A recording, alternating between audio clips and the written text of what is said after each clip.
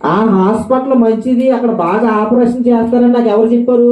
ఎవరో ఒక ఆయన నా పక్కనున్న ఆయన చెబితే ఆ హాస్పిటల్ మంచిదని చెప్పి నేను తీసుకెళ్ళి అక్కడ ఏం చేయించాను? ఆపరేషన్ చేయించాను, ట్రీట్మెంట్ చేయించాను. ఇప్పుడు ఆయన చెప్పిన మాటని నమ్మి వెళ్ళాను, చూసారా? అదే విశ్వాసం. ఇప్పుడు దేవుడు ఏమై ఉన్నాడు అంటే ఆత్మయ్య ఉన్నాడని గ్రంథం చెప్పింది. ఆత్మయ్య ఉన్న దేవుడిని నమ్మాలంటే ఏం కావాలి?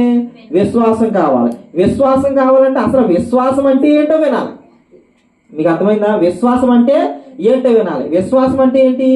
ఏదైతే మనకి కంటికి కనబడకపోయినా ఉన్నదని మనం ఎలా నమ్ముతున్నామో దాన్నే విశ్వాసం అన్నారు. ఇప్పుడు విశ్వాసం మనకు కలగాలంటే మన హృదయంలోనికి, మన జీవితంలోనికి విశ్వాసం రావాలంటే యేసు ప్రభువుని గూర్చిన మాటలు వినాలి. అదే చెప్పాడు అక్కడ, కాగా వినుట వలన విశ్వాసము కలుగును, వినుట క్రీస్తును గూర్చిన మాట వలన కలుగును. వినుట దేని గూర్చిన వెంట వస్తుంది? విశ్వాసం. యేసు ప్రభుని గూర్చి వింటే విశ్వాసం వస్తుంది. అసలు ఈ లోకంలో యేసు ప్రభుని మనుషుడు విశ్వసించవలసిన అవసరం ఏమొచ్చింది?